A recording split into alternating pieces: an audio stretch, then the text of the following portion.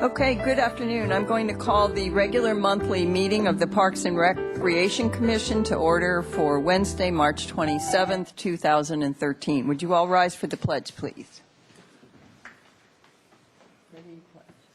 I pledge allegiance to the flag of the United States of America and to the republic for which it stands, one nation, under God, indivisible, with liberty and justice for all. Thank you all. Ms. McGill, would you call roll, please? Chair Wiscombe. Here. Alley. Here. Case-Spear. Here. Longstreet. Here. Ferrara, Gonzalez, Trentacosti, and intern Year not present. Okay, thank you, Ms. McGill. And I'd like to give a warm welcome to Council Member Kathy Murillo, who is here. Welcome to our meeting. Thank you for coming. Okay, and do we have any changes to the agenda, Ms. Zachary? No, we don't. Okay, thank you very much. And we have no written communication, so I'm going to move on to public comment. Any member of the public may address the Commission for up to 2 minutes on any subject within the jurisdiction of the Commission that is not scheduled for a public discussion before the Commission. We have a limit of 2 minutes. We have one speaker, Mr. Gene Tyburn. Welcome, Mr. Tyburn, if you'd like to come up.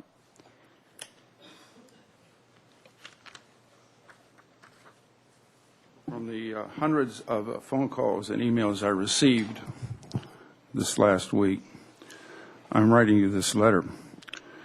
The public desires to see the City Tree Department return to its original mandate of taking care of our city streets and parks.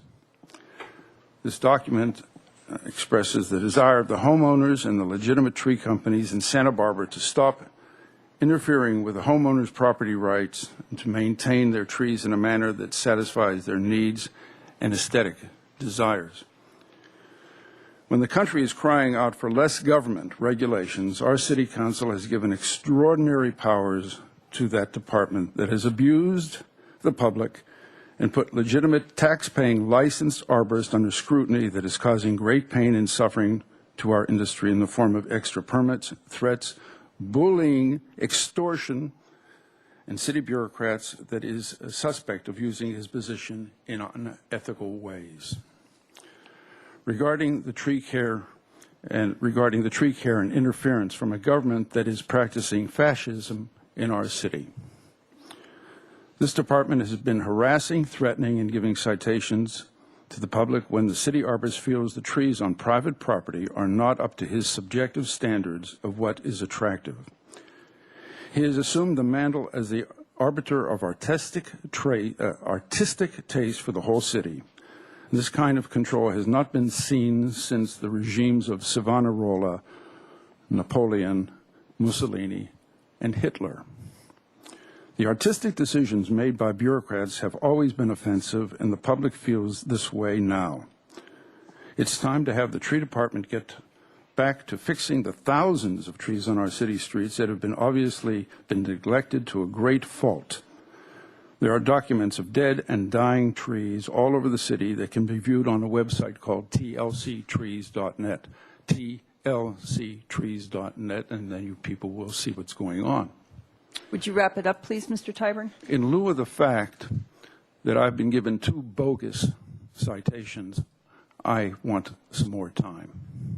I'm sorry, Mr. Tyburn. It has 2 been minutes proven is the in limit. Superior Court trials the Mr. standards Tyburn? used by the City Department, called the ANSI standards, Mr. Tyburn, would you please wrap you it up? can adjourn your meeting. I'm talking to the television audience that might be wanting to Would listen you to please this. wrap it up, Mr. Tyburn? I will. These standards are not to be applied to the private homeowners, but can be used only as suggestions. Okay, we're going to recess the meeting, Mr. Tyburn, and Okay, I'm going to turn go off ahead. the mic. Thank you.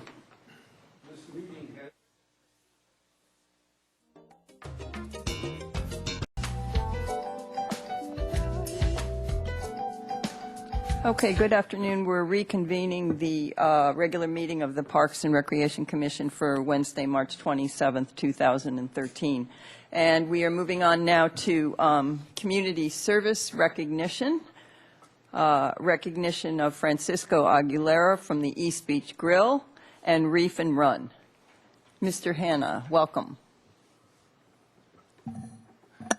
Chair Wiscombe and Commissioners, I'm excited to be here tonight to make this presentation and this introduction to Francisco Aguilera, the owner of the East Beach Grill, and Jane Cairns, who's the CEO of Reef and Run, for their support of the Santa Barbara Junior Lifeguard Program. I unfortunately didn't bring you any Easter eggs with candy for the rest of your meeting, so I will shift into why I'm here. I feel extremely lucky to oversee the Junior Lifeguard Program. I believe it provides lifelong aquatic and safety skills for many youth, and it's done in a positive and encouraging environment. Currently, we serve over 350 youth aged 9 to 17 years of age. The program has increased 42% over the past 4 years, and that's one of the reasons we're here tonight, recognizing both Mr. Aguilera and Ms. Cairns. With the increased program numbers, which is a benefit, obviously, to the Parks and Recreation Department, comes a demand for the program equipment. And we were really lacking sunshades, quality sunshades, program equipment. And that's when Mr. Aguilera first stepped up 3 years ago and made a donation of $5,000 to allow us to buy some new equipment. In the last 3 years, he's donated a total of $15,000 through the Park Foundation to the Junior Lifeguard Program. That's resulted in 3 new high-quality sunshade canopies, additional shade coverings, and 15 new paddle boards. And that was a rule change in 2011. We had equipment that was no longer viable for competitions. We were struggling, and to come up with $6,500 for new paddle boards, Francisco stepped up and wrote that check.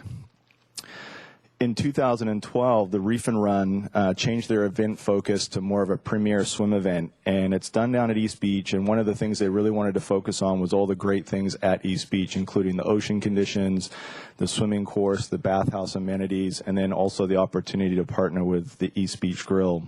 Their second goal was to partner with the Santa Barbara Junior Lifeguard Program to help with their weekly event. And essentially, it was a win-win for us. The junior guard participants, the older kids, got community service, which they really need. And the junior guard staff basically assisted with the evening registration, finish line recording, and it really was a win-win for everybody at the end of the day. At the end of the season, unannounced to us, the Reef and Run organizing committee turned around and donated $1,000 to the Junior Lifeguard Program, which we will put towards future equipment purchases.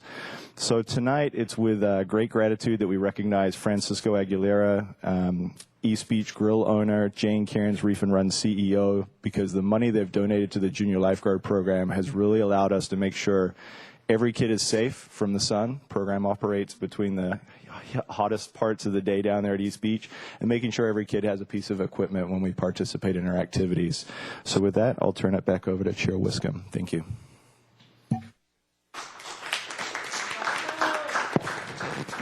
Thank you, Mr. Hanna.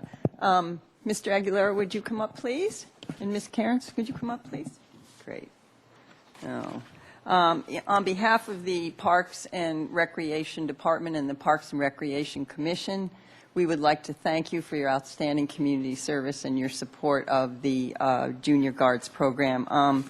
With the increase in the number of participants, it's really great to see that we have adequate equipment to handle the increase, because it only improves the lives of the youth that participate in the program, but it also helps the Parks and Recreation Department. So we really appreciate it. Thank you very much. Mr. Aguilera, there you are. Thank you very much. Thank you so much. And Ms. Cairns, there you are. Thank you very much for that. And would either of you like to say something? I would like to say a little bit. Okay. Would you like to also? Well, I can say, thank you. It's a pleasure to me to help all the kids on the beach, because it's one of the best programs in Santa Barbara, I think, personally myself. Both of my kids did that. My daughter now is 21 years old, and she really grew up on East Beach, and she did the junior life, and sent in my son. And this way I like to support this program as much as I can. Thank you. I know Nancy Rapp isn't here today, but I wanted to thank Nancy Rapp and the Park Foundation for helping the Reef and Run event become established in the community. We're going into our 5th summer this year, and the Park Foundation has been very instrumental in our continuing success.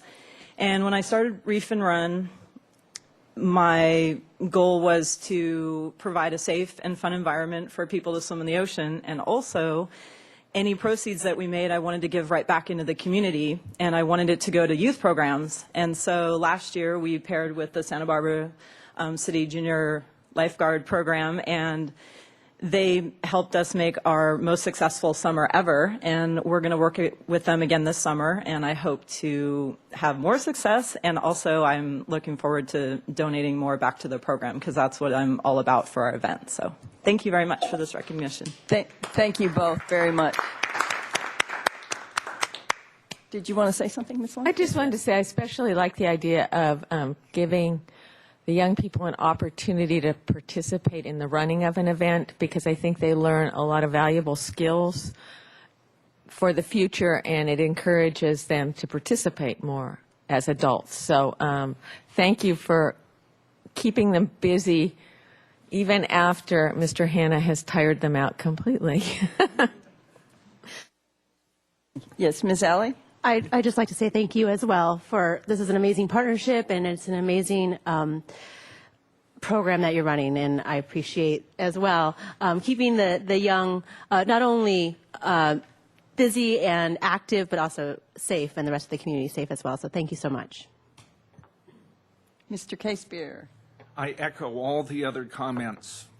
We need these partnerships, organizations coming together, working together. And I'd like to acknowledge Francisco in particular for breathing life into the East Beach Grill. You know, the Cabrillo Center is, I've spent 30 years of my life in and out of there, and it wouldn't be what it is without Francisco's energy of keeping it together. One wonderful thing, this last week I attended an event upstairs in the Cabrillo Arts Center in the big room for the Santa Barbara Athletic Roundtable. And in the past, we have a meeting every March Madness, and we have outside caterers come in, and it's worked out really well. But the last 2 years, Francisco's crew, who are right downstairs, a natural, has been providing top catering services for the people upstairs. And I think it's a real natural for people who are thinking about having events in our beach area to utilize Francisco and the East Beach Grill. And also, it's a nice place to eat breakfast or lunch. Thank you both very, very much for all you do for our community. You've really made a big difference.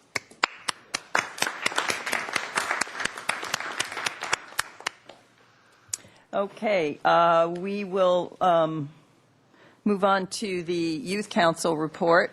Ms. Yee is not here today, but we do have the pleasure of having Ms. Isha Kelkar here. Welcome, Ms. Kelkar. Would you like to step up and give the Youth Council report in her absence?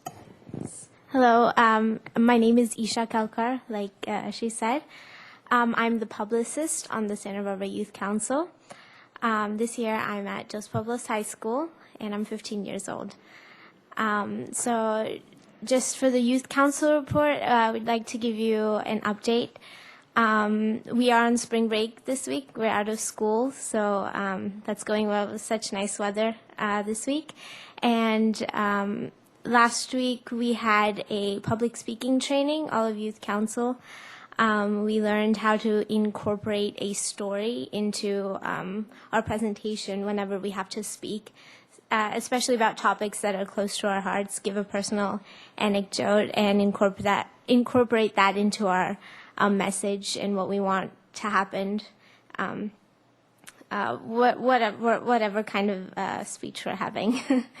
And just for a heads up, we are having we're thinking about having like a conference type thing for different teen coalitions in Santa Barbara County. It would be a event coming up soon, possibly in April. We were thinking about having just a chance for different coalitions to exchange ideas and give updates on what's going on in their board, and so we just can learn about more events going on. Next, we'd like to tell you about that Youth Council will be participating in the Easter extravaganza coming up. I think it's this Sunday, right? Saturday, yes. So we'll be volunteering there. Yes, our junior high subcommittee, which we deal with junior high students, we are trying to have a art/writing competition on the benefits of self-esteem and what self-esteem means to you. And for that, we would like maybe, if it works out, that Parks and Rec recognizes the winners once we have decided that, just like you did today. That was very nice to happen. And I think that's it. Is there anything that I should give back to the Youth Council, like any information? Does anyone have a question or anything? I think Yes. the teen conference sounds really interesting, so it'd be nice to know when that date is nailed down. Yes, definitely. We'll let you know. Yeah, and we'd like to thank you for taking time from your vacation week to come to the Parks and Recreation Commission meeting. Oh, no problem. No, we appreciate your filling in for Kate and for all you do for the Youth Council. It's you've got some really exciting things coming up, and we look forward to hearing more about them. Thank you you. very much. Thank you. Okay, we're going to move on to Commissioner Committee assignment reports, and we'll just go down the row, I guess. Ms. Ellie? There was no Creeks Advisory Committee meeting this month, no regular meeting, but we did have a budget subcommittee meeting on Monday, March 18th, which I attended. It was informative, and I think we'll be presenting to the council on May 15th. Great, thank you. Ms. Longstreet? I attended the Neighborhood Advisory Council meeting, and the council is looking at having neighborhood subcommittees at this point to kind of make sure the work continues in the underrepresented neighborhoods and there's more outreach. And we encourage people in the community who want to be involved about issues in their own neighborhood to come to the meetings, and they can serve without being on the council. They can definitely serve on the subcommittee. There's many opportunities for involvement throughout the city.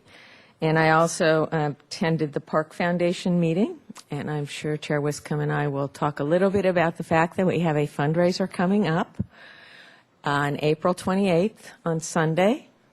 We're having, it's called Magic on the Urban Wine Trail.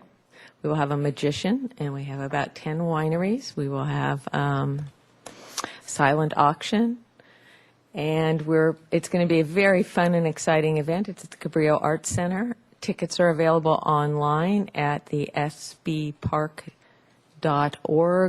website. So it's the Park Foundation, and we encourage everyone to participate. Great, and the time is 3 to 6 p.m. Yes. And that is our plug. I think, is the website, isn't it parksb.org? Yeah, parksb.org. Parksb.com. So www.parcsb.com. Thank you. Okay, thank you. Okay, great. Mr. Casebeer? Yes, as liaison to the Arts and Crafts Show, I attended their meeting last week, and Jason Bryan, the director there, had some very good news for the show in that they're delaying the construction of the Cabrillo Street Bridge for a year or two. Anyway, construction will not start like they thought, and so this is a great relief to the show because of the disruption, and so everybody was very happy about that. We talked at length about promoting and improving the turnout for the show, and we have a small budget in the Arts and Crafts show for advertising, and we're talking about traditional print advertising or social media kinds of things, and just reaching out to remind the community that the art show is alive and well. So that was my report. Great. Thank you, Mr. Casebeer. Excuse me. I attended the City Council regular meeting on March 5th, where the capital improvements program for the city was presented, and spoke at that in favor of, obviously, parks and recreation projects. And I also attended a special City Council meeting on April 13th, which was about revenues and our unfunded infrastructure needs. And that was a very informative meeting and follows up on the infrastructure task report, which we all saw, I think, probably a while ago, months ago. But, and on March 21st, I attended the chair and vice chair semi-annual meeting, which was held, the airport administration hosted it this year, and it's basically a meeting where the boards and commissions get together and go around the table and discuss what's going on in their group. So it was quite informative.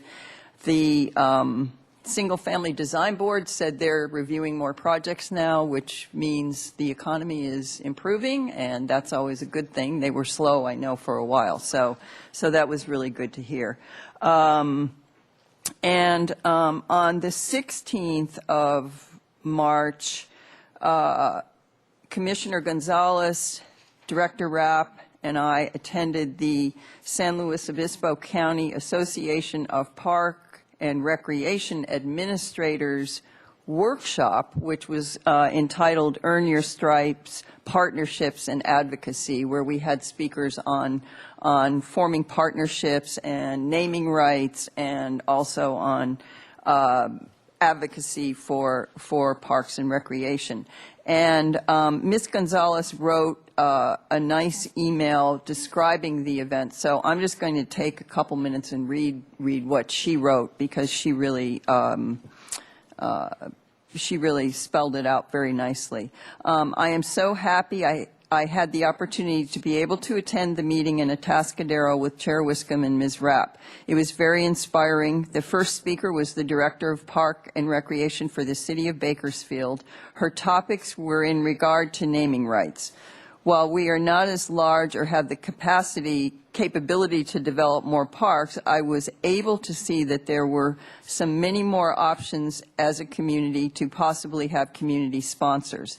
Not on the kind of scale that Bakersfield does, but on a smaller scale, whether it is having more local homegrown kind of companies sponsor our parks by buying slides, benches, etc. Also, the second speaker, who spoke on advocacy, brought to my attention that we as a commission sometimes need to ask the tough questions. Find something as a collective group we are passionate about, and always remember why we wanted to become a commissioner in the first place. She also used a good analogy of a door hinge. As commissioners, we are the hinge to connecting local government and people, meaning to me, making sure that the people we know or get to know in this community are aware of the issues and topics at our meeting. Even possibly as a commission doing community outreach or forums when controversial items are on our agendas, in order to make sure the community members that these decisions affect are present. Although she was brief, she shared some provoking stories on how commissioners made positive impacts on their communities. I am so grateful that Ms. Rapp extended the invitation to us, and it was a great experience. So that was from Christina Gonzalez, our commissioner, who's absent today. And that concludes commission and staff communications. And agenda item number 2 is the summary of council actions, which is in your packet. Ms. Zachary, did you have anything to add to that? Do any of my fellow commissioners have questions on this? No? Okay. Good. Then we will move on to agenda item number 3. And we have 2 sets of meeting minutes. We have the special joint work session, which was on Wednesday, January 30th. Does anyone have any changes to that? Would anyone like to make a motion? Can we do them together? Sure, we can do them together. Okay. And then the next one is regular meeting on Wednesday, February 27th, 2013. I move approval of the minutes of January 30th for the special joint work session and the regular meeting of February 27th, 2013. A second. Okay, we have a motion and a second. All in favor? Aye. Aye. Okay, great. That carries unanimously. And we are on to the Street Tree Advisory Committee items, agenda item number 4, and we're on to 4A1, which is 3731 Capri Drive. Mr. Downey, welcome. Chair Wiscombe, Commissioners. 3731 Capri Drive has a Coast Redwood. It's just beginning to get to the mature size. The applicant would like to remove the tree because it's too large for the space, and he's afraid that the tree might fall and damage property. The Street Tree Advisory Committee reviewed the application materials and went to the site and determined that there's no indications that the tree is likely to fall anytime soon. And they also determined that it would be a material loss to the neighborhood if it were removed. Their recommendation is to deny. Okay, thank you. We have no public comment on this item, so I'm just going to open it up to the Commission for any questions and comments. Anyone have anything? Okay. Do we have a motion on this item? I'll make a motion to follow staff's recommendation to deny the removal of the tree at 620 Flora Vista. No, at 3731 Capri. Excuse me. That's all right. 3731 Capri. Thank Second. Okay. Any further discussion? All in favor? Aye. Okay, that carries unanimously. Okay, we're moving on to item 4A2, which is 245 Coleman Avenue. And I will note that there is a letter that we received from Bob Cunningham, who is on the Street Tree Advisory Committee, and you all have a copy of that letter. Mr. Downey? Chair Wiscombe and Commissioners, the tree at 245 Coleman Avenue is a cook pine, native to the Cook Islands. The property owner is interested in widening their driveway to match the width of the garage, and the tree is in the way of that. Additionally, they're concerned about the safety of the tree. This tree is a little bit unique, so I wanted to give you a little background on the species. The species is known to have a crooked trunk. It leans naturally. In Santa Barbara, it leans to the south, in a southward direction. So the lean is a natural item for this tree. It's not a result of instability or any defect. It's natural. So the Street Advisory Committee reviewed the application materials. They visited the site. They determined that the portions of the driveway could be widened without removal of the tree. The tree was a material impact on the neighborhood, and their recommendation is to deny the removal. Okay, thank you, Mr. Downey. We have no public comment on this item, so I will open it up to the Commission for questions or comments. Ms. Longstreet? I just wanted to appreciate Mr. Cunningham's letter and his explanation of the setbacks and the regulations involved with that. It was helpful to me in the determination here, so I appreciate that. And I would make a motion to concur with the Street Tree Advisory Committee recommendation. Second? Okay, any other discussion? Yes. Yes, Mr. Casebeer. I went and looked at this Araucaria. How do you pronounce that, Mr. Downey? It's Araucaria Araucaria. columnaris. Yes. And it is leaning, but yeah, it's a beautiful tree. It's really neat.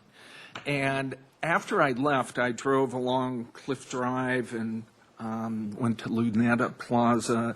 And on that part of the mesa, I saw 3 other same Araucarias, and they're all leaning, and they're all healthy and doing well. And so I will support the motion to deny the removal.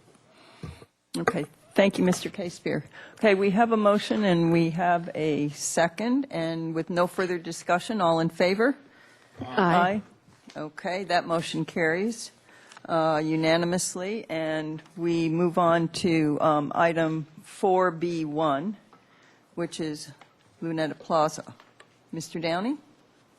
Chair, Western Commissioners, at last month's meeting, we've reviewed some setback tree removals on Luneta Plaza. The commission voted to approve the removal on the condition they plant some street trees. The Street Tree Advisory Committee looked at the street. They determined that the current designation of evergreen pear doesn't quite give us enough flexibility for the street. The parkways on the north side of the street are 9 feet. The parkways on the south side of the street vary between 3 feet and 2 feet. The evergreen pear is too large for the small parkways, and the larger parkways would offer space for larger trees. So they requested to take a look at this. In visiting the site, there is a magnificent eucalyptus tree at one location in the parkway, and the committee determined that it would be nice to reflect that eucalyptus tree. They are recommending that, excuse me, that the Corymbia ficifolia be added to the designation for the north side of the street where the larger parkways are, and the Eucalyptus erythrocoris and Eucalyptus torquata be added, or the designation be changed to these 3 species, and the Eucalyptus erythrocoris and the Eucalyptus torquata be designated for the entire street. Okay, thank you, Mr. Downey. No public comment on this item, so I'll open it up to the commission. Questions or discussion? Mr. Casebeer? Do we have a motion? Not yet. Not yet. Do we need a motion? We do. We do. I'll move to approve staff's recommendation to designate Eucalyptus erythrocoris, the 3 eucalyptus trees for Luneta Plaza. Concur with staff's The recommendation. staff's recommendation, yes. I will second the motion, and I just would like to say I like the variety. I always think that's enriches a streetscape. Good. Okay. Any other discussion? I really would like to see the 2 of you go through the names here. Mr. Downey is much more capable. No. Okay. All in favor? Aye. Okay, that carries unanimously. Great. Thank you very much, Mr. Downey.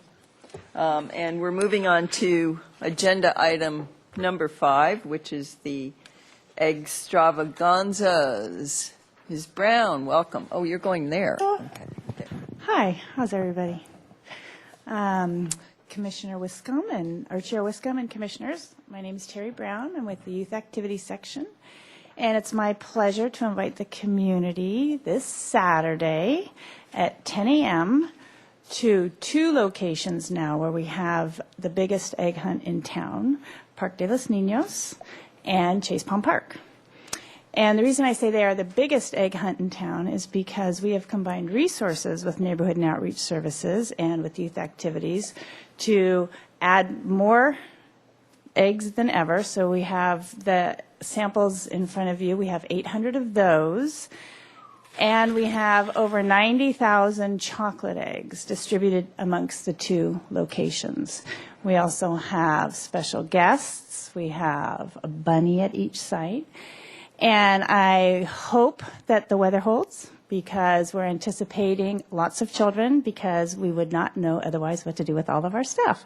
So come one, come all. We invite, obviously, the commissioners. If the families choose to come to Chase Palm Park, know that if they're 1 minute late, it's like a swarm, and they may not get any eggs at all. So please do come early. We're also grateful for the Police Officers Association and the Firefighters Association, and of course the Youth Council, who are going to be volunteering to help set everything up and take everything down. And the police officers and the firefighters have donated the money to pay for all of the chocolate.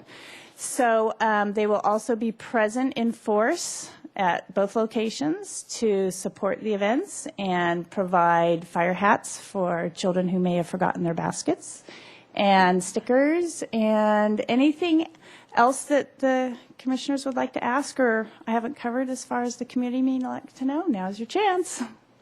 Mr. Casebeer. Thank you, Ms. Brown. It's such a great event.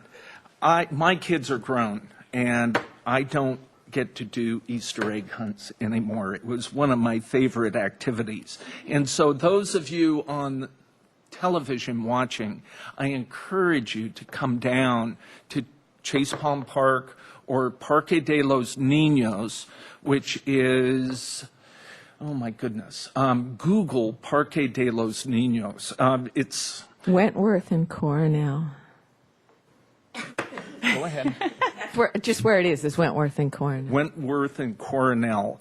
And you'll see kids with the biggest smiles on their faces and screaming, and it's just a great time, a great Easter event. They'll all be on sugar highs, right? And also, I just want to thank all my friends that sent checks in. They go a long ways in filling up these kids' Easter baskets.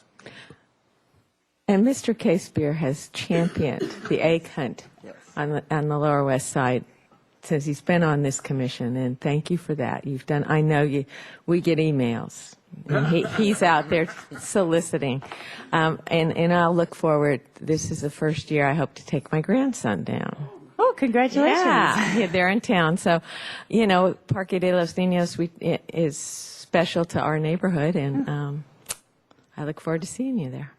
Great.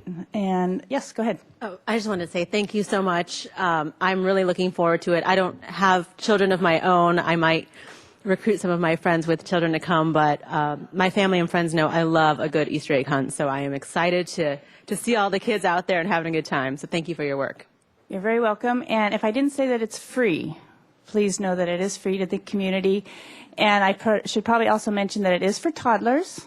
And we do have separate hunt areas for the little ones, and then separate hunt areas for 4- and 5-year-olds and 6- and 7-year-olds. And so there's no crashing into each other or knocking the little ones down. Do you have a separate area for grandmothers carrying their grandson? I don't think I'll let him down on the ground. I've seen all those kids. We actually put them behind the caution tape area, and we count to a minute. Try that one, BB. Okay, thank you very much. Thank you very much, Ms. Brown. And I also would like to just say thank you so much to Chris Casebeer for all that he's done for this event. And I'm looking forward to it also. Thank you. Thank you. Okay, we are on to agenda item number 6, which is the Urban Forest Management Plan project. Ms. Zachary? Chair Wiscombe and members of the Commission, with today's presentation, thank you. We have we have an opportunity to bring back to the Commission our progress on this report, on this project, I should say, and ask for your feedback and comments. We started this project in July of this calendar year, and it's scheduled to be complete because it's dependent on grant funding in February of next year. So it's a good way to keep marching along. And as you know, the purpose of the project is to develop a long-range urban forest management plan to preserve Santa Barbara's urban forest. So with today's presentation, we'd like to review our tree canopy results, the results of community meetings and a community survey that we conducted, present and discuss some key issues that have been identified through the first 6 months, and then also early efforts to draft objectives and key actions for the plan itself. And we're seeking your comments to feed into the process. As I said, since July, an extensive amount of staff time's been focused on this project, and there's been a lot of progress. We have a technical advisory committee of which 2 of our commissioners, Commissioner Wiscombe and Commissioner Trentacosti, serve on. They've met 4 times, which is since October, so that's a huge commitment there. I mentioned we'll be going over some of those things, but we've also amassed a binder that's about 3 inches, 2.5 inches thick. We did a baseline analysis. We did a case study review of other communities. And we basically tried to set the stage. And so we really feel like the stage is set. Now it's time to really roll up our sleeves and say, okay, what do we want to do, and where are we going from here? This presentation will also be provided to the Street Tree Advisory Committee next week, the Planning Commission, Architectural Board of Review, Historic Landmarks Commission, and the Single Family Design Board. All boards and commissions that are involved in addressing tree issues for the city. And that will happen through the month of April. So one of the things I want to share with you before we really get into some of the results is the work effort to develop a project vision statement and a project mission statement. And these statements were developed in collaboration with our technical advisory committee, and their intent is to really guide the development and implementation of the plan, and then ultimately where we go once the plan's approved and we actually implement it. It's 30, 50 years, so we're really thinking, what's the future? And that's why we have what's our vision? And so the vision is really where we want to end up and where we want to be. So if you think out 50 years, where do we want to be? And the vision that we have is that the urban forest will be healthy and diverse. It contributes to our community's economic, environmental, and aesthetic vitality, and it's valued and cared for by the city and its citizens, and reflects our horticultural heritage. So as you think about our vision, that's where we want it. That's our goal, ultimate goal. And then the mission statement that we've crafted really is what's our mission? Our mission in terms of this project, and then our mission for the future. Preserve, protect, and enhance our trees. This is what we're doing, promoting the benefits of trees and fostering a healthy and diverse urban forest. This is very similar to what our forestry program mission statement is, which is, just as a reminder, and you'll get it next month with the budget presentation, to plant and maintain city, street, park, and public facility trees for the benefit of residents and to ensure a safe and healthy community forest. So our mission and our vision is really coming together and is aligned. So now to turn to the tree canopy assessment. If you remember, we indicated that this is one of the pieces we didn't have to start this project. We know how many city street trees we have. We know to a great extent how many park trees we have. We don't know how many other trees there are in the city. And one way to sort of begin to assess tree population is to look at tree canopy. So over the summer, it took 300 hours of staff time, essentially digitized canopy cover, and then measured it by area. And what we determined is just over 25% of the city is covered with tree canopy. So if you think about it, the land area of Santa Barbara, 25% of it has some portion of a tree that covers it. We overlaid that map with our general plan zoning designations to look at, okay, so how does it differ when you look at a residential tree canopy versus parks and open space? And what we found was residential tree canopy is almost 28%. Parks and open space, 23. Commercial civic areas, and we collapsed a lot of land use zoning designations to come up with these gross numbers. 20%, office areas 11, industrial just under 7, and public schools almost 19%.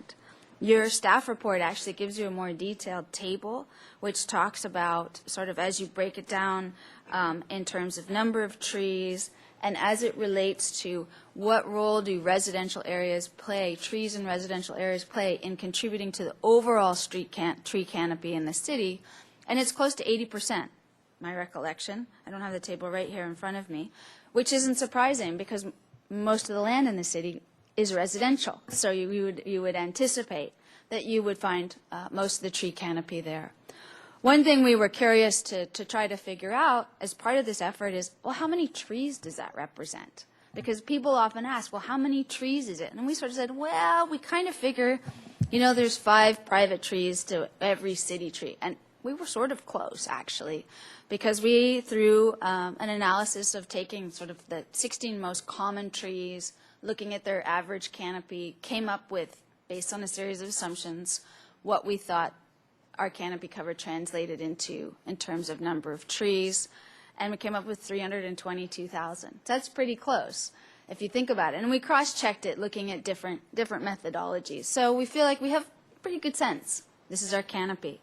This is something a lot of communities do. And so when we compared ourselves to other cities as well, we found out that on average we're actually higher than a number of cities that know their canopy. Average is more around 22, 23%. And in some cases, we're higher than larger cities as well. In other cases, we're lower. So it really depends on the climate, the city, the square miles, that kind of thing. So now we have that information, and it may be able to help us develop goals and objectives as we move forward. We had 2 community meetings. These are our kickoff community meetings for the project. We plan to have meetings in June and then in the fall again, in addition to all the public hearings and public meetings where we'll be making presentations. And the sort of kickoff meeting, and we had 2 because we did one on a Thursday evening and one on a Saturday to try to broaden the options for people to attend. We really wanted to introduce the project. We wanted to talk about the objectives for why we were initiating this planning process. And then we also wanted to hear what the community thought, was concerned about, had issues about. As part of our presentation, we asked these 4 questions. We asked what their vision was. We asked what tree issues are important to them. We asked what priorities they thought the city should have, considering that to a large extent, it's really the city is going to take on a good portion of the plan and implementation of the plan. And then what can residents do? And your staff report goes into more detail. Next slide. But essentially to sort of distill it down into a few bullets, and there's more there, we heard resoundingly more city street tree maintenance. That doesn't surprise us at all, as the Commission's aware. Our responsibilities have increased and our funding has decreased. And our urban forest in some places is aging and in other places still needs to fill in. We have almost 8,000 empty planting spots on city parkways. We already have 33,000 trees. So if you think about the amount of resources that we have to spend on every tree, we're spread fairly thin. Other interests, larger canopy trees for the benefits of canopy, plant more street trees. Also partnerships with schools, working with the school district, working with other agencies. How do we engage them and integrate them into our urban forest? More information, tree information to the public on a wide range of issues, which really reminded us that although we have tons of information on our website, and in the last few years we've done workshops, we came up with our community tree guide, it's something that we always have to do, and we have to find a way to do more of. We currently don't have a person dedicated to doing outreach on the urban forest, so we kind of all take turns and jump in and do what we can to move it forward. We also heard from residents that they can play a role in planting and caring for trees. which is something we're very interested in because that'll enable us to really broaden our resources. And then interest from people that people report problems that they see more. And that's certainly something that we obviously would respond to if that occurred. We had about 51 people who attended both meetings, and there was some staff in there too, commissioners as well. We had planning commissioner, single-family design board members, so it was a sprinkling of different people from different backgrounds. We distributed a survey at that meeting, and then we decided afterwards, like, wow, we should really see if we can expand, broaden the survey reach and get more input. So we put it on SurveyMonkey and sent it out to 1,500 e-subscribers and encouraged them to forward it along. And our total response rates, we had 517 responses between the workshop and the SurveyMonkey. So if you think about it, literally that's 30%. So on the one hand, people care about trees and they want to give us their opinion, which is great. And there's something that they know about as well. So it was a good way for us to both, again, introduce a project and begin to gather information. What do people really care about? What's important to them? Because this feeds into what our plan should be addressing as well. So your staff report has more information, but really what we found is the most important issues for people were aesthetics, maintenance, tree health, tree protection, and interestingly enough, historic and specimen species. Top city priorities, similarly, public safety, tree health and aesthetics, tree planting, tree maintenance, what the city should be doing. What residents can do, maintain and plant trees on private property, report problems, better understand city policies. One of the things we asked people is whether they'd contacted the city about trees. And it was about 50-50. And then and their reason for contacting us varied all over the map, from a permitting to planting to information about trees. And then we also asked what their familiarity was with tree preservation policies. And this gives you a sense of the fact that almost half were unfamiliar. The other half were somewhat unfamiliar, and a tiny amount were very familiar. So what that really means, we obviously don't know because it's a judgment, it's subjective, but it's a way for us to gauge how somebody feels they know or don't know about city tree policies, preservation policies. And that also helps us feed into the plan. Well, then how much should the plan really take that on as one of our key objectives? So moving on to sort of more of sort of the key issues that we're seeking commission input on. The ones that are in your packet were developed through meetings with city staff and different departments. So we are engaged in working with Public Works Department, Community Development, the Fire Department, through our Technical Advisory Committee, and then our community meetings and survey, and then also the fact that we've been working on tree issues for so many years, and commissioners themselves have raised issues. So we sort of, put them on the issues list. We know they're out there, and this is the time to hopefully try to address them in a different way if necessary. We want these key issues to help focus our planning effort, and as I said today, we're seeking input from you as well as other boards and commissions. Is there anything missing? Is there anything on this list that you're like, yes, that is absolutely critical issue, it's so important, we must make sure we address it? That's what we'd like to hear from you tonight. So the key issues in your document are focused around tree resource management, policy and planning, program funding, city organization, and community involvement. When we're talking about tree resource management, we're talking about both public and private trees. Sort of to give you a synopsis, from a public standpoint, some of the key issues are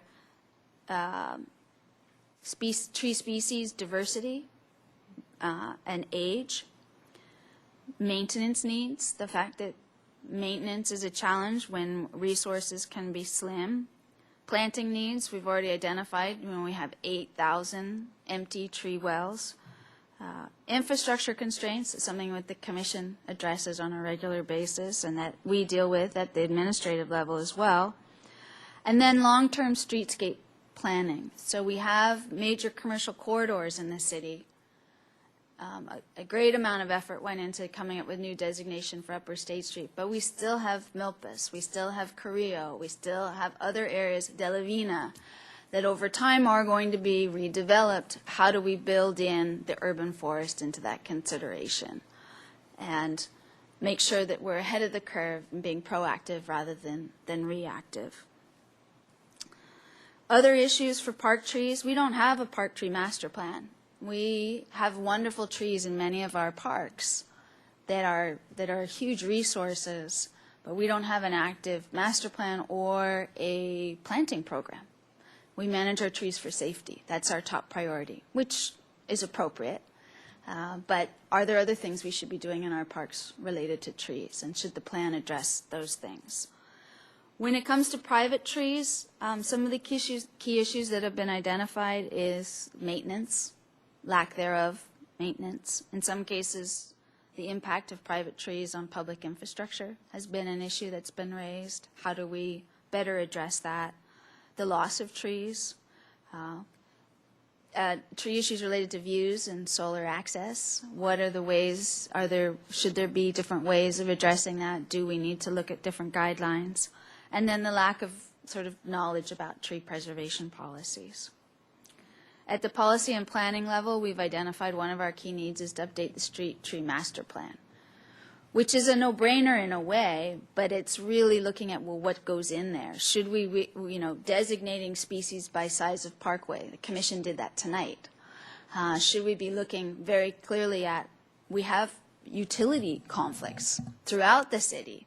Should we be making sure we only designate small trees in those areas? So doing a really systematic approach going through the city and looking at that. The street tree master plans provide great guidance since 77. So as you can imagine, it's time to give it a relook. It's almost 40 years old. There are a number of policies in the general plan, the climate action plan related to trees. What role do we play in implementing those? Program funding, the Commission is well aware that if we had more funds to care for trees, we'd be caring for more trees. If we had funds to do education and outreach efforts, we'd be doing that. What's of critical importance to the city? What is it that we want if we want more funding? More maintenance, education, what are the key needs?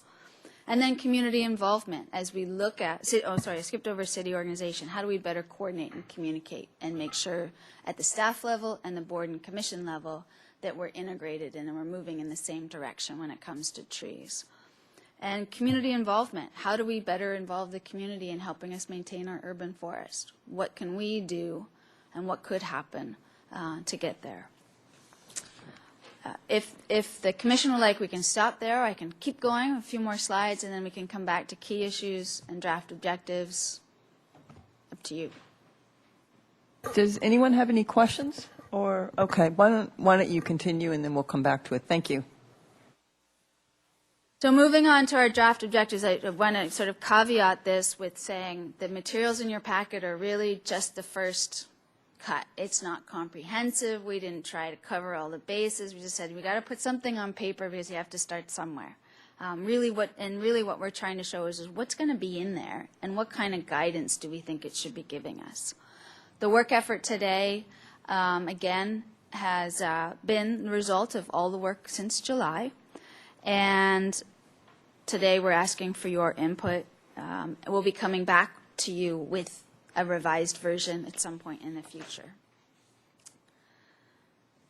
So they're also organized under tree resources, city organization, policy and planning, and community involvement. So under tree resource objectives, we have so far 6. Maintain trees for safety, health, and longevity, provide sustainable tree canopy community-wide, maximize canopy cover, optimize age and species diversity, and maintain the economic, environmental, aesthetic benefits of the urban forest. And then enhance and preserve native trees and riparian areas and protected open spaces. You have a series of key actions. I won't read through all of them, but the key actions are intended as what are we going to do to achieve these objectives. Under city organization, increase funding to better manage our resources, improve our interdepartmental communication and coordination, improve interagency coordination and partnerships. We've heard that over and over again. And then increase staff and board and commissioner knowledge of tree preservation policies and urban forest management objectives. Some of the key actions under there is, for example, establishing a formal urban forest team within the city so that all the departments, different department staff are talking about trees at the front end when it comes to a project, and there's less sort of middle, back end, what happened, where are we going kind of thing. And then we've also looked at, should we be doing an annual tree training program for staff and board and commissioners? Under policy and planning, we will obviously increase the integrate the urban forest management plan with other planning efforts in the city. And then looking at our tree preservation ordinances, making sure they're in line with whatever our urban forest management goals ultimately are. And then lastly, under community involvement, our 5 major objectives are enhance public awareness, expand outreach and education programs, expand public-private partnerships. We have a partnership with Santa Barbara Beautiful. It pays for the trees that get planted in our city streets. Maybe there are other partnerships out there that we can explore to expand our urban forest and preservation of it. Broaden public participation in terms of both decisions that are made about public trees and decisions that might be made over the long term regarding where does the community go with canopy, what kind of species do we want to have here. And then also provide the community with community-wide sustainable tree canopy. Again, looking at the urban forest is covering the entire city.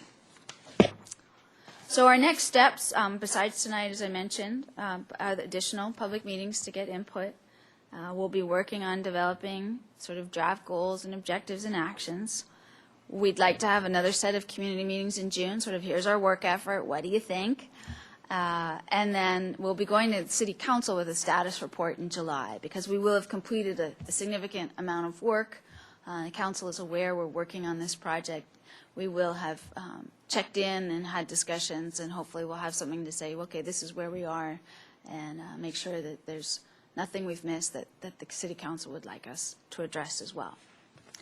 And with that concludes the presentation. Be happy to take your questions, comments, feedback. Great. Thank you, Ms. Zachary. That was a great presentation. I'm wondering if it might be helpful for the commissioners that are here to go back to this slide that was key issues, because that's really what you're it's really what you're looking for today. And unless I can be helpful, I'm going to stay out of the discussion and comments because I'm on the Technical Advisory Committee and I've had my opportunity to have my say, as you can all imagine I do. But so I think we'll just open it up to the Commission for comments and questions and see where it takes us. Mr. Casebeer. Thank you, Ms. Zachary and Santos and Ms. Downey. One thing that jumped out at me on this chart on citywide canopy cover and tree population is the fact that 80% of the urban forest is in residential areas. So that would be private ownership. No? Oh, yes? Commissioner Casebeer and Chair Wiscombe, it's area zone residential, so it also includes city streets and residential areas. So it's just when you look at it, does that make sense to you? Okay. It's not just private trees. But still, a huge percentage Right. of the urban forest Yes, is privately owned. that's correct. Private. And so I'm really excited to hear the emphasis placed on public outreach, public education. Don't we have a tree planting guide brochure? I think before somebody thinks about putting a tree in the ground, they ought to consult this planting guide so that 25 years from now, when this tree is 80 feet tall, it's appropriate for the neighborhood, the backyard, wherever it's planted. I just wanted to emphasize Ms. Zachary's comments about Santa Barbara Beautiful. This is just a great example of the partnership between our city and a public organization. Most of the street plantings, when you see a new tree planted in your neighborhood, that tree has been paid for by Santa Barbara Beautiful. And that's private money coming to the city.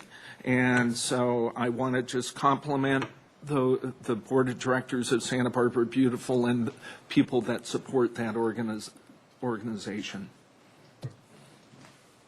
Okay, I thank you for the comments about Santa Barbara Beautiful, Mr. Casebeer. They also have funded the what we call the small tree care program, and it helps maintain, not only purchase the trees, but also maintain them in their first few years of life so they can get started and grow healthy. So that's an important aspect of their work also. Okay, Ms. Longstreet. Well, I also agree. I think education is just so key.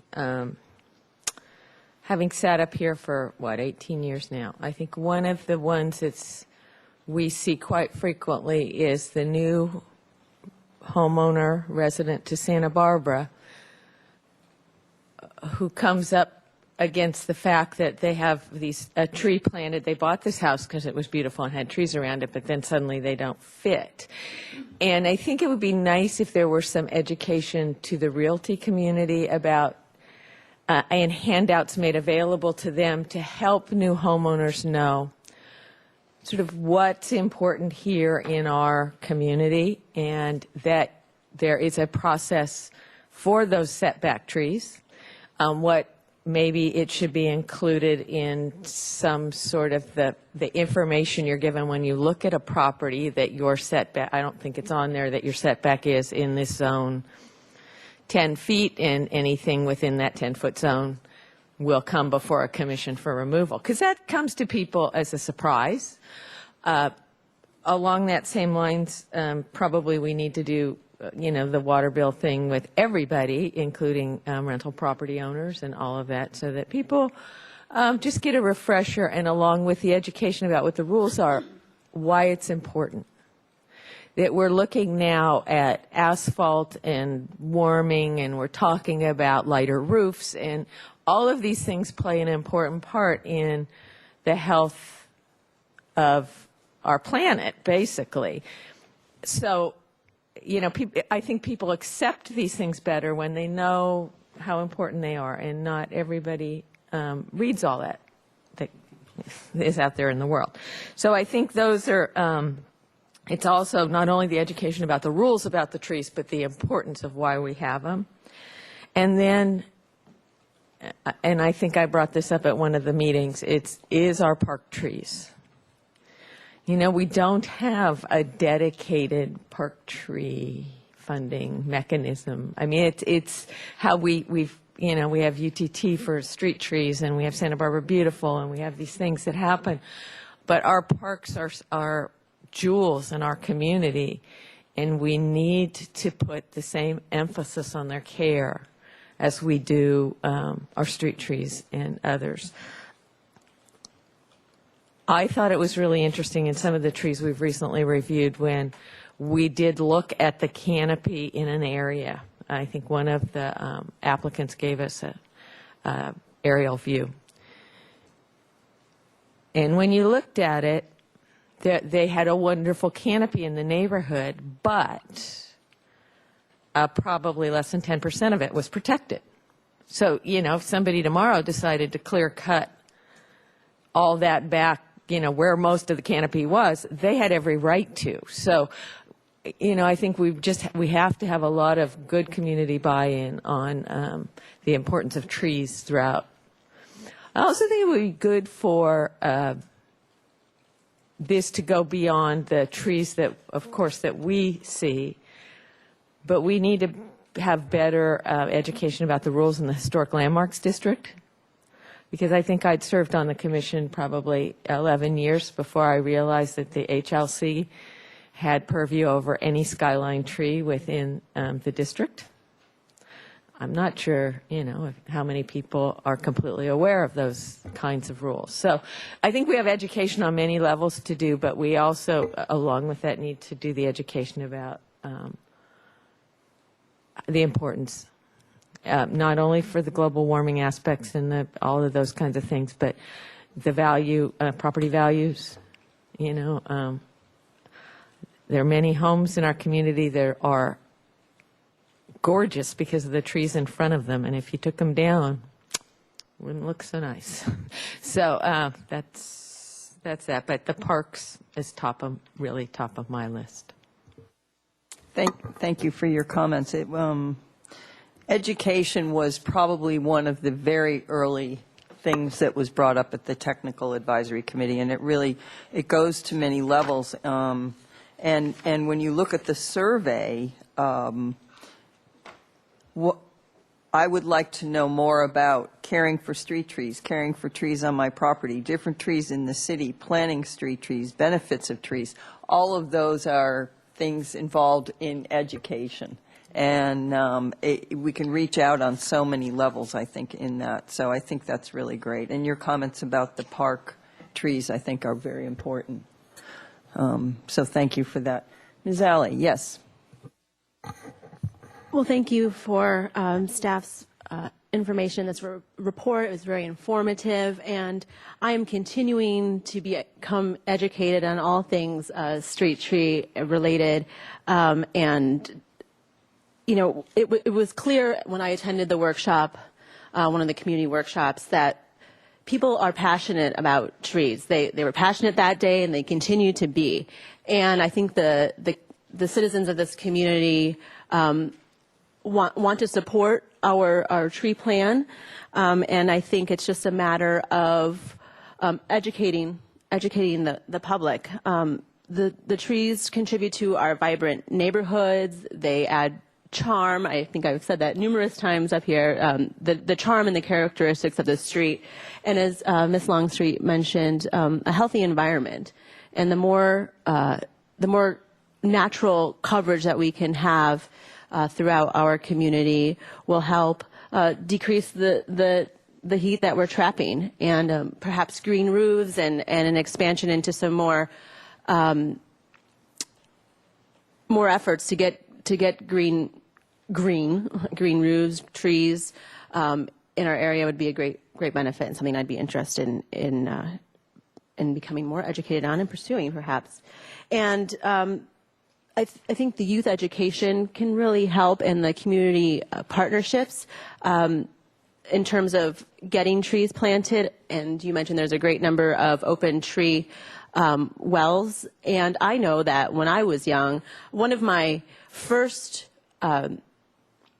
passions when it came to the environment was trees. There was a tree in my front yard, and that was my entry to becoming passionate about the environment. And so as the youth in our community are becoming engaged in their community, perhaps it would be viable to partner with them. And I know that the youth are always looking for ways to get involved. And this might be a great way to fundraise, to have their families engaged. Similarly, I'm a renter. I don't have a property that I own, but I have great trees on my property, and I also really value the trees that are on other people's properties and in parks. And so an outlet, whatever that might be, for people that don't own homes but would like to be more involved and supportive of the trees in our community is something that I'd like to suggest as well. So, I think it's a great effort. I'm honored to be here during this time, and I'm looking forward to continuing to be educated and provide input. Great. Thank you, Ms. Ali. One more thing. It's a pet peeve of mine. I served on the Transportation and Circulation Element Committee. And one of the things that irritates me the most is parkways that are built in places that they're not maintained, they're not in front of a residence, they're not wide enough for a tree, and a tree is planted there. I think we need some standards. Either you have a parkway that's wide enough for appropriate planting, or you don't make a parkway. Or you figure out how to put a tree every so often, but it's not fair to the tree that gets planted there and not cared for, any of the landscaping. I think in this time we have to be more selective in how we build things, and we need to build them appropriately, and that was one we could never get through. But I think there needs to be some standards set, and then, you know, the tree recommendations for that can healthily live in those. I agree with that, and just going on a little bit further with that, I think that there's a lot of work that can be done during plan review process and plan and development process in terms of getting our trees at the forefront. Oftentimes in development projects, you know, they're the afterthought. Oh, I have to put those in. And we really should be, the developers in our community and the owners of property that are doing projects should want to put trees in. And I think that is you know, maybe that comes from the policy level in the community development department during planning and the building department during construction. But I think that we need some more work on making our trees more to the forefront. Ms. Alley's comment about getting the youth involved, I think, is very well taken. There are Santa Barbara Beautiful actually does go to the schools around the Arbor Day time, and they do plant a tree, and they have a big ceremony, and the kids love it. So even more events like that that teach kids about the benefits of trees and how they provide us with a healthier environment is important. And I think that's a really good comment about youth involvement.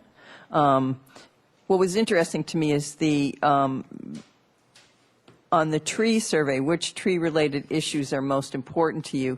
Aesthetics and appearance was by far number one. And so people do value our urban forest, but until they're asked, they don't know they do, really. It's there, and it's, you know, we need to bring it more to the forefront in terms of its importance. And again, I think that's an educational issue. So I think a lot of this, a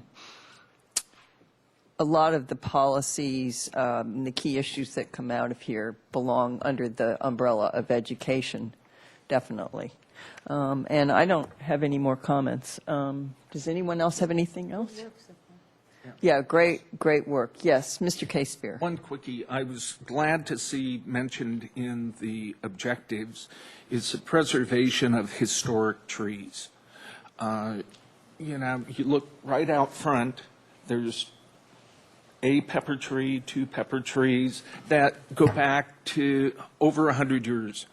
You know, they were here when the, you know, De La Guerra probably planted them. And there's a tree at the Mason Street Bridge, an ancient sycamore tree that is scheduled to be taken down when they replace that bridge. And I know it's gone through the process of HLC and all the creeks. And it's kind of like that tree has no voice. And they're just going to chop that tree down. And it provides a cover for Mission Creek, for the birds, the fish. And that's one that I haven't quite gotten over. So let's save all these great old trees. But let's also remember to plant trees so in 100 years someone has something else to look for. I think trees have a life like all of us, and so we have to keep being aware that we're planting for the future.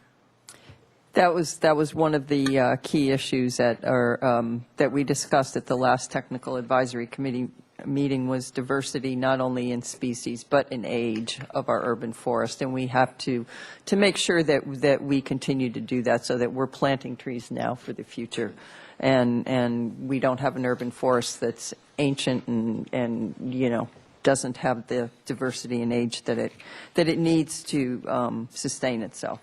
So, and Mr. Casebeer, just number 5 on which tree-related issues are most important to you. Historic and specimen trees was number 5 in the survey, and that ranked way up there.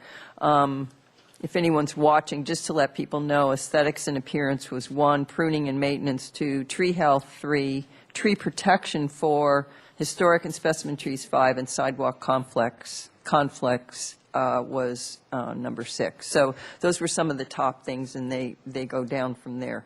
But we appreciate the report and appreciate all the work that you've done. Staff has done a tremendous job in putting together the information necessary to at least guide the technical advisory committee through their process, and it's going to be, I think, a fantastic document when it's done and it's been gone through all the boards and commissions. I'll be anxious to hear some of the other comments. So thank you, Ms. Zachary. Okay, we are moving on to agenda item number 7, which is the Integrated Pest Management 2012 Annual Report. Welcome, Mr. Escobar. Good afternoon, Chair, Commissioners. Thank you very much for having me this afternoon to report on our 2012 annual report. For your information, this is the 10th time I've actually reported on our IPM management program here. So to get us started, just as a reminder what Integrated Pest Management is all about, Integrated Pest Management is an effective and environmentally sensitive decision-making system. Pest management, the goal is to minimize health, environmental, and financial risks. We also have an IPM strategy which promotes the use of non-hazardous and or reduced risk alternatives that are protective of human health and the environment, reduces and eliminates the use of pesticide products that pose known, likely, or probable human health or environmental risks.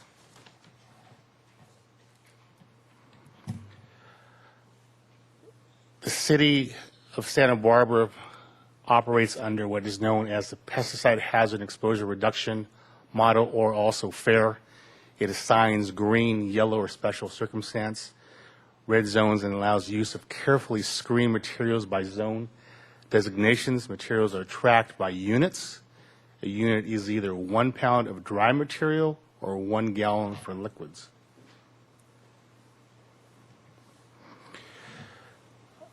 There are 6 departments that are involved within our IPM program.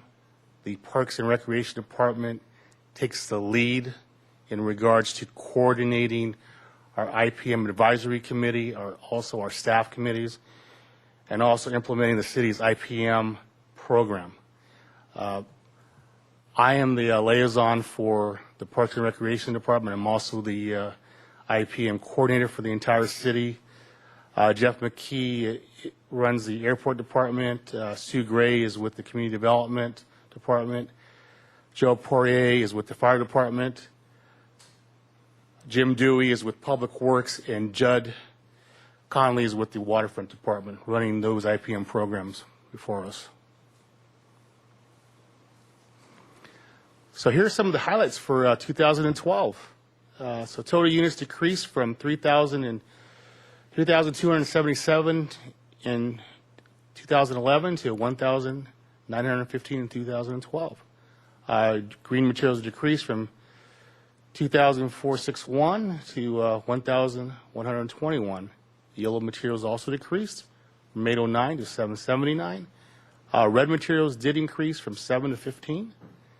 The number of times pesticides were applied decreased from 2012 in 2011 to 195 in 2012.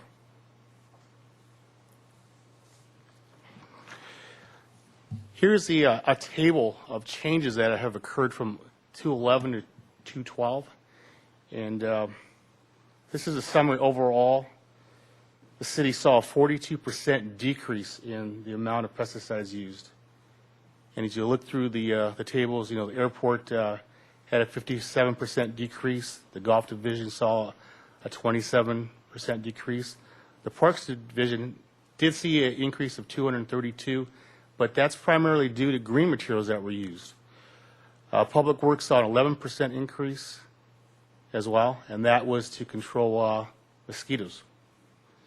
89% of all pesticides used in 2012 was to control mosquitoes.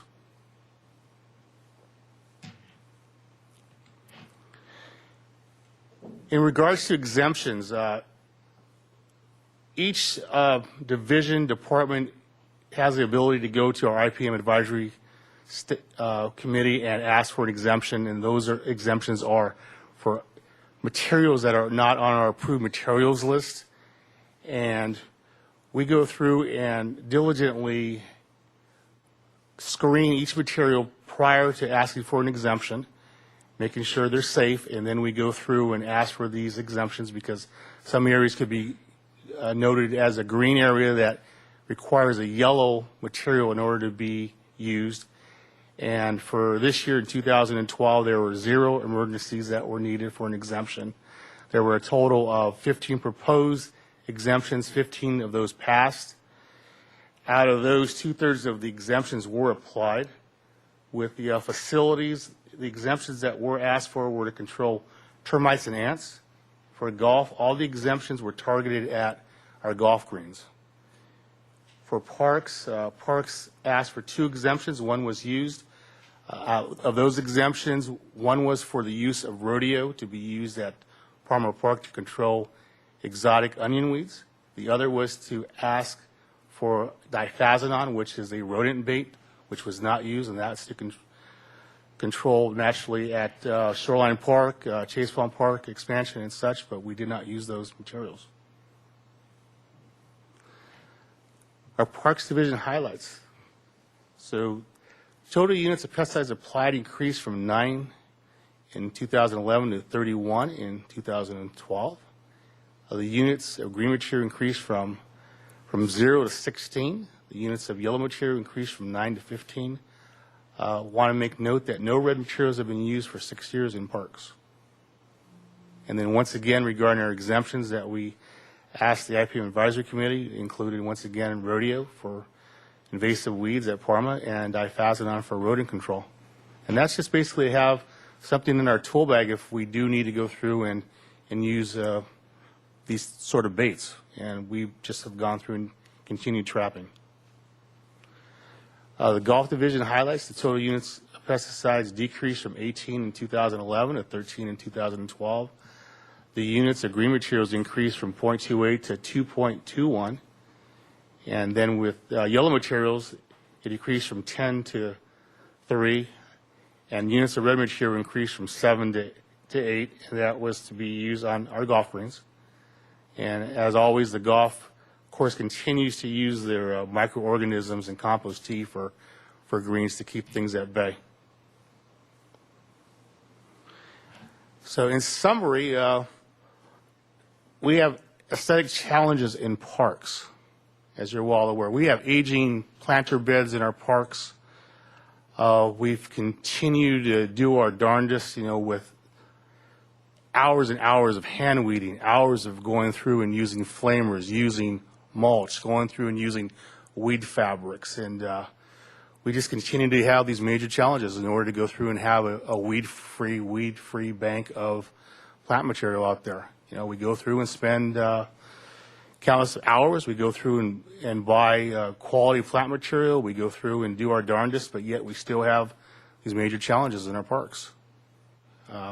We've increased our use of green materials this year, as you saw on our previous slides, and the industry still has not come up to bat and produced a green material that truly works 100%.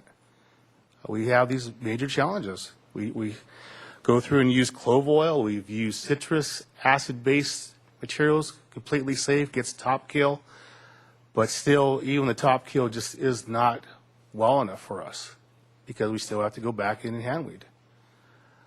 This past year, we had another explosion of gopher control that we had to do this past year. We had the same thing last year. Even though this past year our rainfall that we had was very minimal, we still had this gopher population, and we had several traps out in our parks going through and just controlling gophers.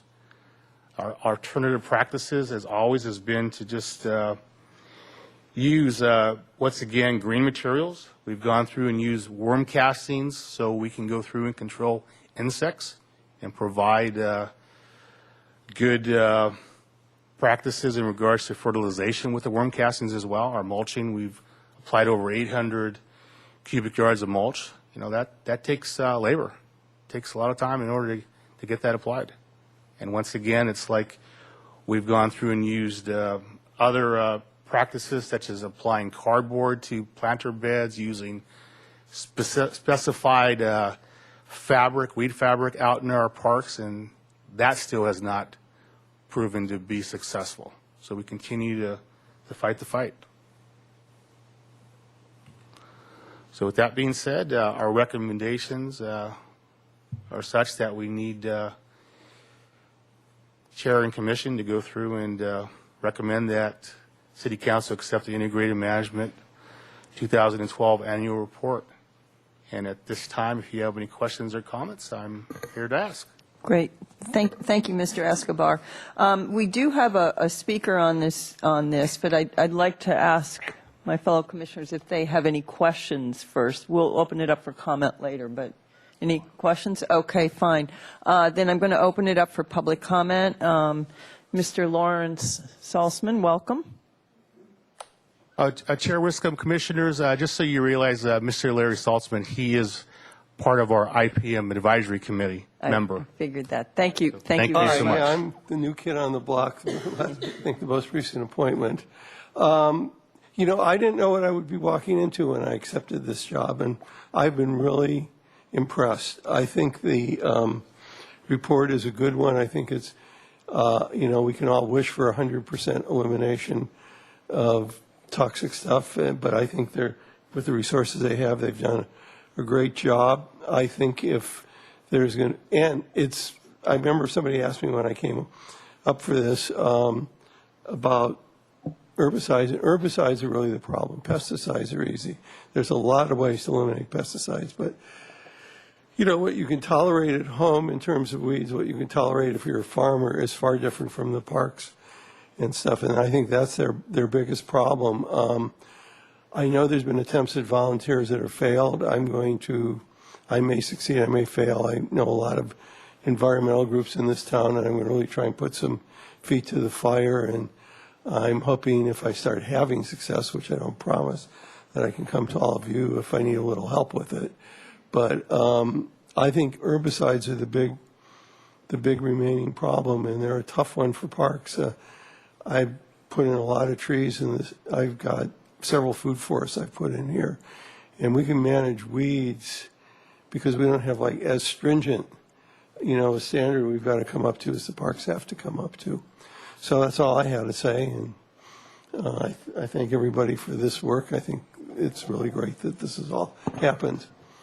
Thank you, Mr. Salzman, for your comments, and thank you for your service on the advisory committee. We truly appreciate it. Thank you. Okay, I'm going to close public comment and open it up to the commission for comments, questions. Ms. Longstreet. Just thank you for coordinating the citywide effort and to all the different departments that participate. when this all started, I don't think any of us knew where it would go, and it's interesting to see that it's not only do we have an integrated pest management system, but it is integrated into the city system now. What Mr. Salzman said is true in that we have a segment of the population on one hand who wants no toxic material, and a segment of the population on the other hand who doesn't care how it gets where it is. They want it to look a certain way. So I think the city is caught in that balancing act of standards. And I think you've done a very good job of achieving the balance. I mean, of course, we have golf courses and different kinds of facilities to maintain. And so I appreciate all the work that goes in from the committee and the staff. I would like to see us back up to a standard we were 4 years ago, I think it was, where we had a green team and where we had people devoted to working within our parks and spreading the mulch and doing all the stuff that we need to do to keep the weeds down. As we come upon this budget time, and I know, the sentiment is not, the sentiment is not to go back to bigger government at all, but we do have to have a balance of enough workers to do the work and having the workers where we need them. And I think one of the places we need them is on the front lines in the parks to keep them aesthetically pleasing, safe, and places where our residents and visitors want to go. So that's sort of my take on it. It's been interesting to watch this process over the last 7, 8, 10 years, to having sat through those original ones. Good job. Thank you. Great. Thanks, Ms. Longstreet. Ms. Alley? I'd also like to commend staff for the report and for all the work that you're doing with the Integrated Pest Management Program. Definitely a model, and I can say that I certainly appreciate it, as does the community. I think I would just, echo with Ms. Longstreet said, and as I mentioned earlier, I am a renter, and so I keep going back to these community connections because I think there's some opportunity to get those volunteers and use them as a resource. Collecting food scraps and doing composting in my home, but not really having an avenue to use it is an interesting conundrum. And so if I knew that the city was looking for feet on the ground and materials to put to work in the parks that I so appreciate, I would definitely be interested in that, and I think a lot of our engaged community members would as well. So once again, I'm going back to the community engagement, but nonetheless, I would just really applaud the city for taking these steps and being so progressive in this area. I know that there is that there can be a separation of what is aesthetically pleasing and what is a high standard of preservation when it comes to our outdoor spaces, but it's natural, and I really appreciate the balance of the outdoor spaces that we have, and knowing that they're as safe as we can have them be for our pets, our kids, our families. So thank you. Great, thank you. Mr. Casepier, do you have anything? Okay. I had, you talked, Mr. Escobar, you talked about the green, the lack of success with the green products because they're just not doing the job. And I just wondered, the use of yellow went up. Was this a more successful effort when you were able to utilize the yellow products in some places? Chair Wiscombe, Commissioners, in regards to the using the yellow material is the use of Roundup glyphosate. Oh, okay. And yes, we did see a better kill regarding using that material. Okay. So no doubt Great. about that. Okay, I was glad when I read the report to see the department being proactive for the control of ground squirrels. You applied for an exemption and got it, but then didn't have to use it because of your trapping ability. So that was really good to see in the report, and I appreciate that. I also think that we should acknowledge the IPM Advisory Committee and appreciate their comments. And as you all talked before about volunteer programs, they do have a letter in here. And they do talk about the fact that we continue to believe that developing a well-coordinated volunteer program will help the long-term effectiveness of the IPM program. And this is exactly what you spoke to, Ms. Longstreet. And I think it's important that that we continue to try to move towards this kind of effort. I know it's hard, but we really do need more boots on the ground in our parks, so to really help with things. Thank you, staff, for all you do and for keeping our parks. I know it's been a tough 4 or 5 years, but we're getting there, and hopefully we'll get some resources to make them spiffier. So, spiffier, yeah, for lack of a better word. No, thank you very much, Mr. Escobar. Okay, we are moving on to agenda item number, I'm sorry, we do need to make a recommendation, don't we? Okay, let's do that. Okay, sorry.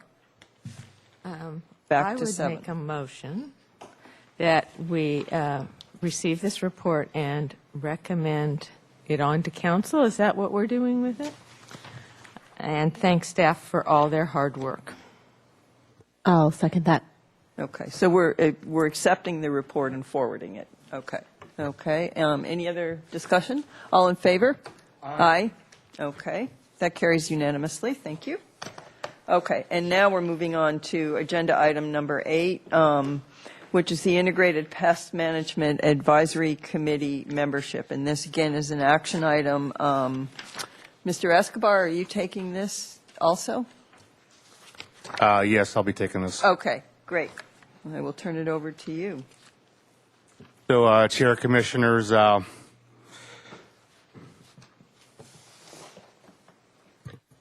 back in 2006, City Council, by resolution of 06008, they amended membership of the IPM Advisory Committee, and at that time, they stated there'd be 1 representative from PAC, 1 representative from EDC, and 3 community at large.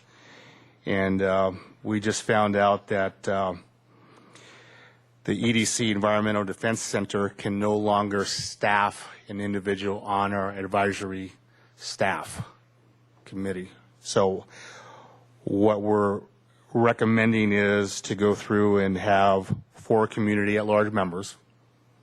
And we're asking today for you to approve that recommendation and move forward so we can go through and select a new member. Okay, thank you. Does anyone have any questions or comments? Just Mr. Casebeer. Mr. Escobar, could you explain what the community members would be and where typically who they are?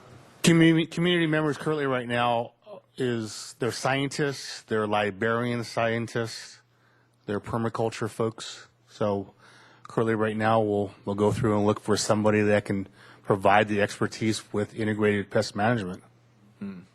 And are any of those people, say, landscape people from the larger landscape firms? Currently we have nobody that's on this committee that is a landscaper. Would that be a good thing? Because landscape people use pesticides. It would broaden the communication, and it would be something that somebody would need to have that expertise, however. Oh, I think so. Thank you. Thank you. I would imagine when you look at community at large members, you are looking for people that are qualified to serve on this committee, since it is of a technical nature. So that maybe that's where that would fall if a landscaper were to apply. That might be. Chair Wiscombe, Commissioners, if we were to go through and broaden that to a landscaper, we would hope to bring somebody in that had a advisor's license with the Department of Pest and Regulation. Okay. Thank you. Anyone else? Okay. Yes. I would Ms. make a Longstreet. motion that we accept the recommendation to change the Environmental Defense Center position to a community at large member position. Second. Okay. Any other discussion? All in favor? Aye. Aye. Okay, that carries unanimously. Thank you very much. And we are Move to adjourn. adjourned.